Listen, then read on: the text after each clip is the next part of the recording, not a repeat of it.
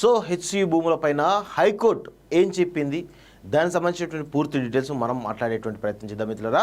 So HCU భూములు అని చెప్తున్నటువంటి ఒక వర్గం, అదేవిధంగా అది ప్రభుత్వ భూమి అని చెప్పేసి ఒక వర్గం చెప్తా ఉంది. అదేవిధంగా ఇటు కేంద్ర ప్రభుత్వం నుంచి భాగస్వామ్యం ఉన్నటువంటి బండి సంజయ్ కూడా అవి అటవీ భూములు అని చెప్పేసి భిన్న రకాల వాదనలు వినిపిస్తూ ఉన్నాయి. మరి దీనిపైన మరి కోర్టులు జోక్యం చేసుకొని ఇది కంప్లీట్గా ఏ విధంగా ఎవరి భూములు అనేవి తేలిస్తే బాగుంటుంది అనేది నా యొక్క అభిప్రాయం.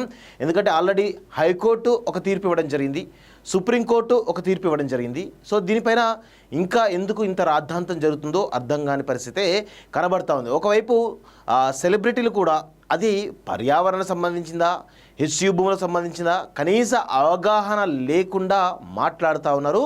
అయితే మార్కెట్లోకి సోషల్ మీడియాలో బీఆర్ఎస్ పార్టీకి సంబంధించినటువంటి ఒక వర్గం, కేటీఆర్ వర్గం ఏదైతుందో కంప్లీట్గా మార్ఫింగ్ చేసినటువంటి వీడియోలు, అదేవిధంగా ఏఐ ఆర్టిఫిషియల్ ఇంటెలిజెన్స్ను వాడుకొని చేసినటువంటి వీడియోలు ఏవైతే ఉన్నాయో అవన్నీ సర్క్యులేట్ చేసేసి దేశవ్యాప్తంగా రాష్ట్ర వ్యాప్తంగా ఉన్నటువంటి సెలబ్రిటీలను డైవర్ట్ చేసి వాళ్ళను అనూహ్యంగా ఈ యొక్క ఉద్యమంలోకి తీసుకొచ్చేటువంటి ఒక ప్రయత్నం జరుగుతూ ఉంది. సో అవి ఫేక్ వీడియోలా, ఒరిజినల్ వీడియోలా తెలియకుండా సెలబ్రిటీలు ఏసీ గదుల్లో కూర్చొని డ్రగ్స్ తీసుకుంటూ ఆ యొక్క మత్తులో మాట్లాడుతున్నట్టు కనబడతా ఉంది తప్ప వేరే ఏది కనబడతలేదు. ప్రతి ఒక్క సెలబ్రిటీ కూడా అంతే.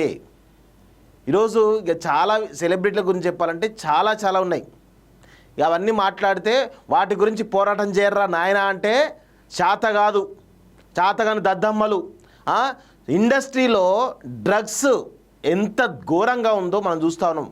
అదేవిధంగా క్యాస్టింగ్ కౌచ్ ఏ విధంగా ఉందో చూస్తూ ఉన్నాం. అరే కనీసం మీ సినిమా వాళ్ళకి సంబంధించినటువంటి చిన్న కళాకారులు ఎవరైతే ఉన్నారో వాళ్ళని ఆదుకోలేనటువంటి దుర్మార్గులు ఇప్పుడు ప్రకృతి గురించి మాట్లాడుతూ ఉన్నారు, జీవరాశుల గురించి మాట్లాడుతూ ఉన్నారు. అరే మీ యొక్క ఇండస్ట్రీలోనే డ్రగ్స్ తీసుకుంటూ అనేక మంది బలవుతూ ఉన్నారు, మరి దాని గురించి ఎందుకు మాట్లాడరు? మీ యొక్క ఇండస్ట్రీలోనే ఈరోజు క్యాస్టింగ్ కోచ్ పేరిట అనేక మంది అమ్మాయిలు ఇబ్బంది పడుతున్నారు, దాని గురించి ఎందుకు మాట్లాడరు? మీ యొక్క ఇండస్ట్రీలోనే చిన్న కళాకారులు చనిపోతే కనీసం స్పందించినటువంటి మానవత్వం లేనటువంటి మృగాలు మీరు ఈరోజు ఏ వీడియోలను పట్టుకొని డైవర్ట్ చేస్తున్నారు. అది కనీసం అవి హెచ్సియు భూములా, ప్రభుత్వానివా, ఇంకేదో కూడా తెలియకుండా ఇష్టం వచ్చినట్టు ఏదేదో కామెంట్స్ పెడతా ఉన్నారు. వాళ్ళని చూస్తూ ఉంటే నిజంగా ఎంత దిగజారినో అర్థమవుతా ఉంది, ఎంత దరిద్రంగా తయారైన అర్థమవుతోంది. సమాజంలో ఒక చీడ పురుగుల్లాగా తయారైనటువంటి ఈ యొక్క సెలబ్రిటీలంతా కూడా ఇప్పుడు మాట్లాడుతూ ఉంటే దయ్యాలు వేదాలు వల్లించినట్టుగా కనబడతా ఉంది. ఎందుకు గత కేసీఆర్ ప్రభుత్వం ఎందుకు మాట్లాడలేదు? గంత ప్రకృతి విధ్వంసం జరిగినప్పుడు ఇప్పుడు ఎందుకు మాట్లాడుతూ ఉన్నారు? గత ప్రభుత్వంలో అనేకమైనటువంటి వందల వేల ఎకరాల భూములు ఈరోజు కొన్ని లక్షల చెట్లను నరికి వేస్తే మాట్లాడేటువంటి దుర్మార్గం అంతా ఇప్పుడు మాట్లాడుతూ ఉన్నారు. ఎంత దుర్మార్గం అండి! సెలబ్రిటీలు రాజకీయాలకు అతీతంగా ఉండాలి, ఈరోజు సమాజానికి బాగు చేసే విధంగా ఉండాలి. కానీ ఈరోజు సమాజాన్ని మొత్తం కూడా నీచంగా తయారు చేయడం పరిస్థితిలోకి వస్తున్నారంటే ఏ విధమైన పరిస్థితుందో అర్థం చేసుకోవాలి. నేను ముఖ్యంగా సీఎం రేవంత్ రెడ్డి గారిని కోరుతా ఉన్నాను, ఈ సెలబ్రిటీలు ఎవరైతే ఉన్నారో, ఎవరైతే అభివృద్ధికి ఆటంకంగా కలిగినట్టు వీళ్ళందరినీ కూడా గుర్తుపెట్టుకోండి.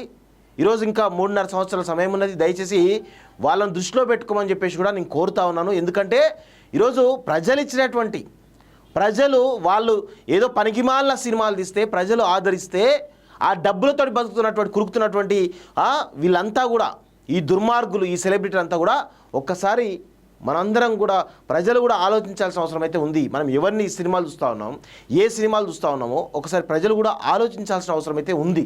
సో అందుకే నేను డైరెక్ట్గా అంటా ఉన్నాను, డ్రగ్స్కు అలవాటు పడ్డ ప్రాణాలు ఈ యొక్క సెలబ్రిటీలవి, క్యాస్టింగ్ కౌచ్కి అలవాటు పడ్డ ప్రాణాలు ఈ సెలబ్రిటీలవి, చిన్న కళాకారుల యొక్క కష్టాన్ని వాడుకున్నటువంటి దుర్మార్గులు ఈ యొక్క సెలబ్రిటీలు. వీళ్ళందరూ ఇప్పుడు ఈరోజు మాట్లాడుతూ ఉంటే దయ్యాలు వేదాలు వల్లించినట్టుగా కనబడతా ఉంది. అందుకే ప్రభుత్వం, ప్రజలు అందరూ కూడా గమనించాలి, ఎవరెవరు ఏం చేస్తున్నారో గమనించి దానిపైన భవిష్యత్తులో ఖచ్చితంగా అనేకమైన పరిణామాలు జరిగేటువంటి అవకాశం లేదు. దానిపైన మనం ఖచ్చితంగా ప్రభుత్వం కూడా కొంత సీరియస్గా థింక్ చేయాలని చెప్పేసి కూడా నేను కోరుతా ఉన్నాను.